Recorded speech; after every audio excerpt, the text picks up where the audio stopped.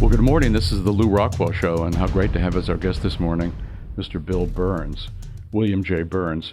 Bill Birnes is, I guess I could take up the whole show talking about his qualifications, all the books he's written, the TV shows he's hosted, his work as a literary agent. But I want to talk today about his really extraordinary book that he's co-authored with Richard A. Lertzman. It's called Dr. Feelgood, the shocking story of the doctor who may have changed history by treating and drugging JFK, Marilyn, Elvis, and other prominent figures. So, Bill, Dr. Max Jacobson was John F. Kennedy's doctor. He injected him with methamphetamines, right, and a lot of other people with methamphetamines, and this had a huge effect, for example, you point out, on the first Kennedy-Nixon debate. Yes, I mean, our contention in the book is that here's the story of how a drug managed to get itself addicted with various very high-profile individuals and actually changed the course of American history, probably world history. And had it not been for Max Jacobson's treatment of JFK in 1960, especially prior to the first debate, but also during the campaign, Nixon, who was ahead in the polls going into that first debate in 1960, would probably have remained ahead in the polls and possibly won the presidential election. That would have been very likely.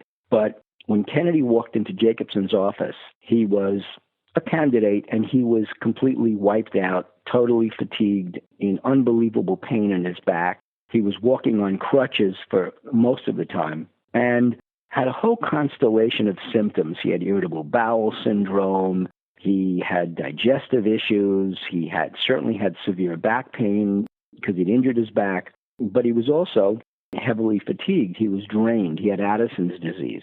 And what Jacobson's injections did, they were 30 milligrams of methamphetamine. What they did was give Kennedy an enormous amount of perceived energy covering up a lot of his symptoms. When he came back to Jacobson before that first debate, he had no voice. He was hoarse and sick. And what Jacobson did was he injected Kennedy directly into his larynx, directly into his voice box. And immediately, within minutes, Kennedy's energy returned, his voice returned, and he really overpowered Nixon in that first debate. And the polls shifted after that first debate from Nixon's being slightly ahead to Kennedy's being slightly ahead, and the polls never changed after that first debate, even though Nixon won the subsequent debates. Well, very interesting. And of course, he continued to inject Kennedy and inject a lot of other people. Tell us a little bit, before we go on, about other famous people and what maybe the consequences of these injections were. Tell us about Jacobson's background. He'd gotten his medical degree in Berlin all the way back right about the time of World War I. And he had done his residency in surgery. And at that time, we're talking 1919, 1918, at that time, antiseptic procedures in operating rooms were very lax.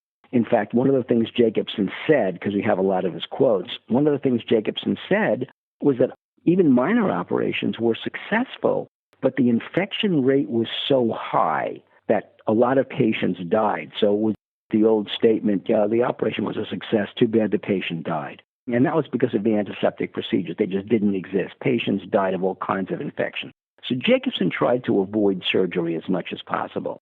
And he focused on a movement in Germany in the medical profession that said that when treating a neuromuscular disease or a blood issue, if you could effect a cure to someone's blood, add rejuvenating components to the person's blood, then the blood itself, as ludicrous as it sounds, that the blood itself would affect the healing. So it was kind of a strange version of homeopathic healing. So what Jacobson did was he was using all these regenerative tissue from other animals. He would use human stem cells. He would use eel glands. Eels are great because they're like earthworms.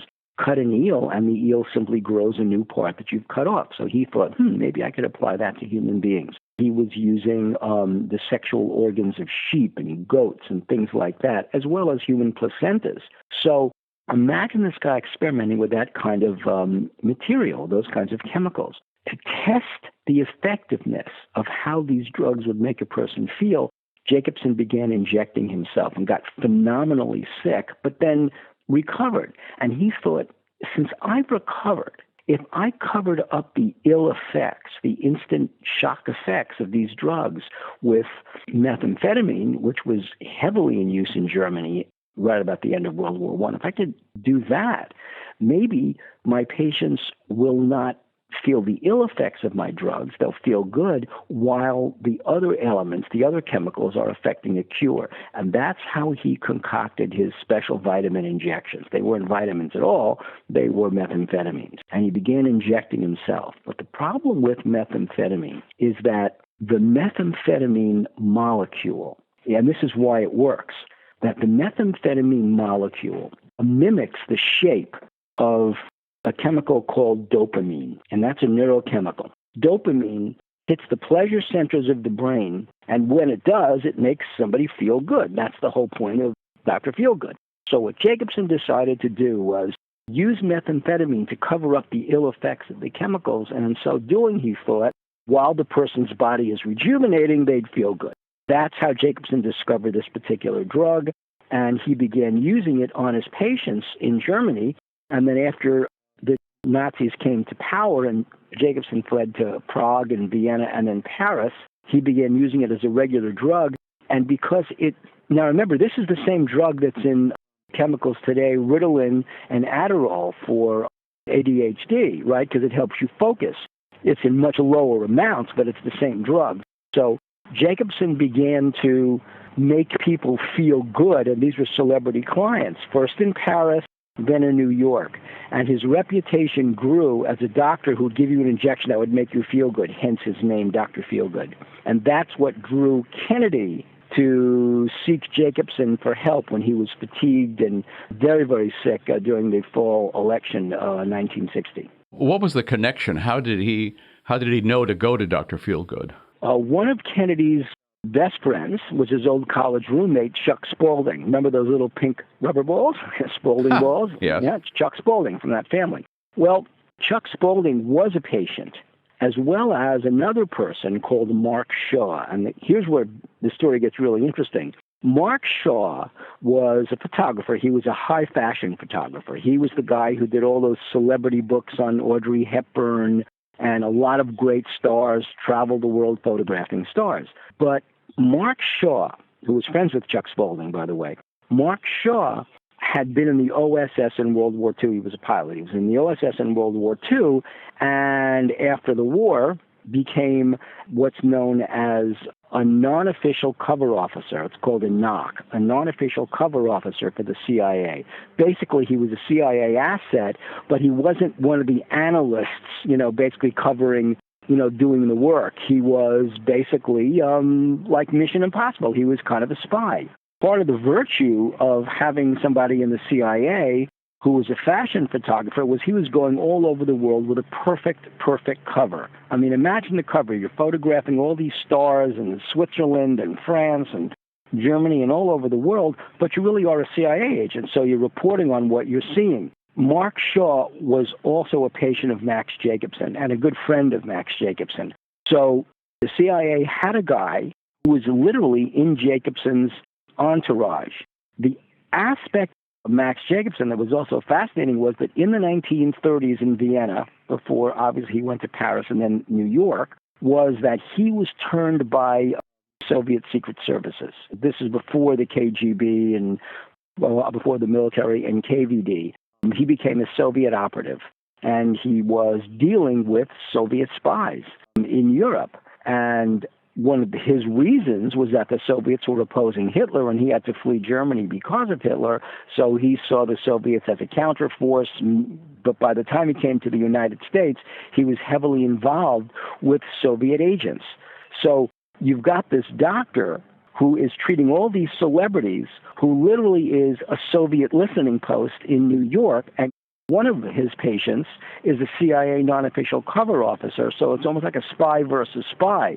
When Kennedy comes into the picture through his college roommate, Chuck Spaulding, both the CIA and the FBI, both of whom were surveilling Jacobson, knew that they suddenly had a great asset in Max Jacobson, albeit unwilling, and hence the spy story begins to move forward. Well, interesting. Do you think either the KGB or the CIA or both of them wanted Kennedy on methamphetamines for their own reasons? The CIA didn't want him on methamphetamines because the CIA realized that a person on methamphetamines could be very dangerous. Kennedy's behavior was behavior that was typical of a meth addict.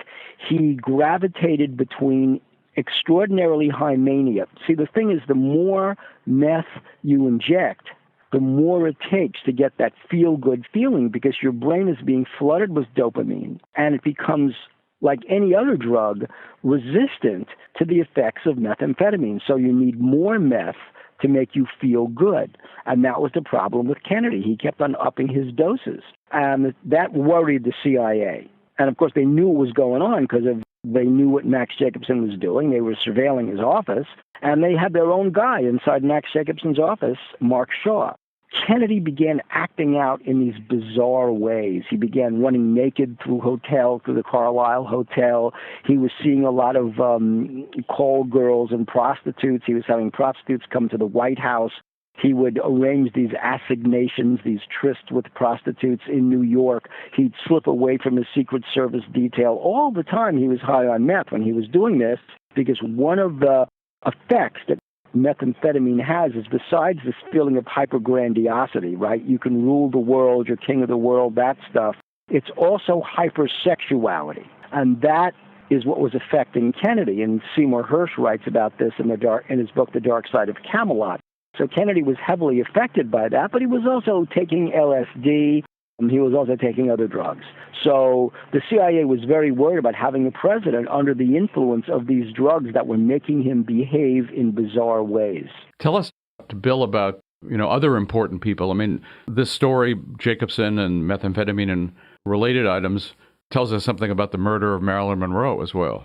Right. Well, Jacobson was very influential within the entertainment community, both in New York and Hollywood. One of his patients was Billy Wilder. Another one was Cecil B. DeMille, Alan J. Lerner, who wrote Camelot and other plays, My Fair Lady. Tennessee Williams was a patient. So was Truman Capote, who wrote In Cold Blood, Breakfast at Tiffany's. He had a very high literary and show business clientele. And one of the people who was spreading the Jacobson gospel was this publicity agent called Milton Blackstone. Blackstone was Eddie Cantor's agent. He was Eddie Fisher's agent. He got the singer Eddie Fisher, who married Debbie Reynolds, Princess Leia's father, right?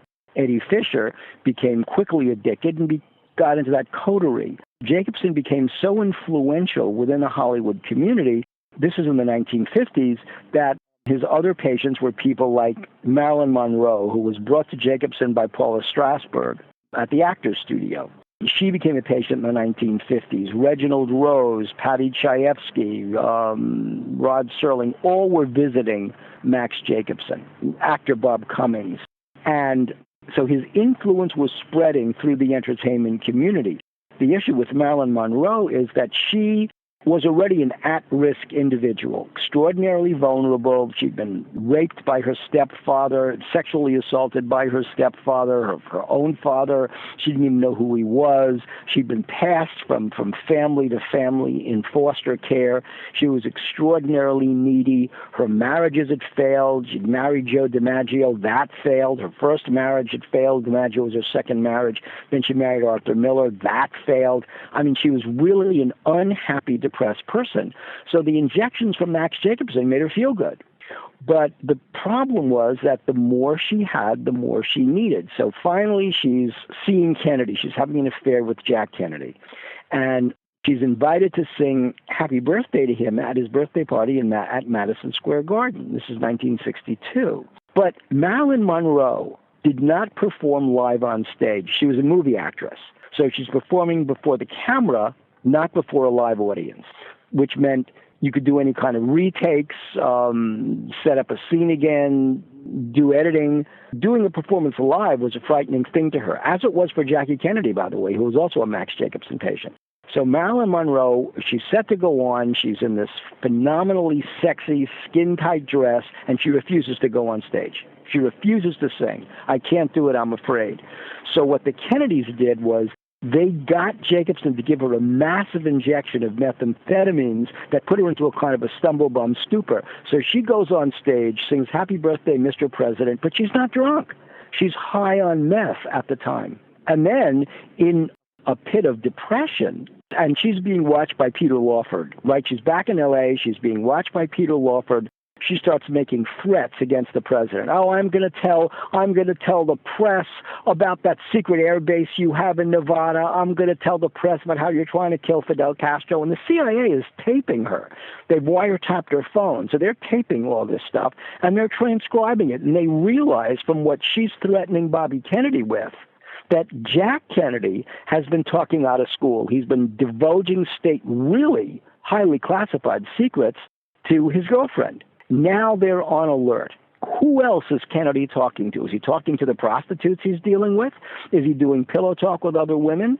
Another mistress Kennedy had was Mary Meyer. Mary Meyer had been married to Cord Meyer, who was a CIA agent, and she was a Kennedy mistress, and she was good friends with him. Besides having sexual affairs with him, they were good friends. And she'd go back and forth to Harvard, because they knew each other from Harvard. And she was bringing LSD from Timothy Leary to Kennedy. So what was Kennedy telling Mary Meyer about state secrets? Well, whatever it was, she was writing it in her diary. So a year after Kennedy is assassinated, Mary Meyer is killed in Georgetown, and the CIA, specifically James Jesus Angleton, who was the head of the counter-espionage unit of the CIA, he was a big counter-spy guy, he breaks into Mary Meyer's house to steal her diary. And who discovers him in the house? None other than Mary Meyer's sister, Tony Bradley. But Tony Bradley is married to Ben Bradley of the Washington Post, who strikes a deal with Angleton. This is all fact. This is not supposition. Strikes a deal with Angleton. Here, take the diary and give it back. Angleton takes the diary. He reads it. He suggests to Ben Bradley and Tony Bradley that this diary really should be destroyed. Of course, Tony Bradley, she was very old when we interviewed her, of course, told us exactly what was in the diary. It was state secrets. Kennedy was talking to her and intermingling, mixed in with Kennedy's visions of a progressive one world government and things like that, all stuff that we take for granted today. In there were stories about things like the secret air base in Nevada, outside of Rachel, Nevada. Now we call it Area 51. What kind of stuff they were working on. They were building the SR-71, the Blackbird, the spy plane, things like that, and other kinds of things. So that's what was going on with Kennedy and Mary Meyer. I mean, she was killed because they knew that Mary Meyer knew some of the secrets, but that was the extent of Max Jacobson's influence upon everybody. Also, Elvis was given these drugs. Do you think that helped bring on his early death? Well, the story of Elvis was that Colonel Parker, who was not a colonel, who was not even an American, in fact, he fled from Eastern Europe because he'd murdered somebody, that was Colonel Parker. Colonel Parker was a Max Jacobson patient, along with a lot of other people like Mickey Mantle and people like that. Max Jacobson patient. Colonel Parker, seeing Elvis Presley's energy begin to flag, suggested Presley get a shot from Max. Well, Presley said that when he got the injection from Jacobson, he felt as though his whole body was on fire. And even though Presley took other stimulants, Presley said he was frightened to death of the effect of methamphetamines on his system. But depending upon who we spoke to, whether it was Eddie Fisher, whether it was this other person, Mike Salmick, who was one of Jacobson's best friends, Presley was a repeat patient. Other people said, no, Presley took an injection once and that was the end of it. So that's kind of up in the air, but we know that Presley did visit Max Jacobson because Colonel Parker set that up. Wow. Well, this is an extraordinary book, Bill Birnes, that you are the co-author of, Dr. Feelgood. I hope everybody buys it and reads it because it's quite a story, quite an amazing, it seems like high fiction, but it's actually just the plain truth about one aspect of American government, American entertainment, and American medical life. So thanks for writing it. Thanks for all you do. And thanks for coming on the show today. My pleasure. Thank you, Bill. Bye-bye. Well, thanks so much for listening to the Lew Rockwell Show today. Take a look at all the podcasts. There have been hundreds of them. There's a link on the upper right-hand corner of the LRC front page. Thank you.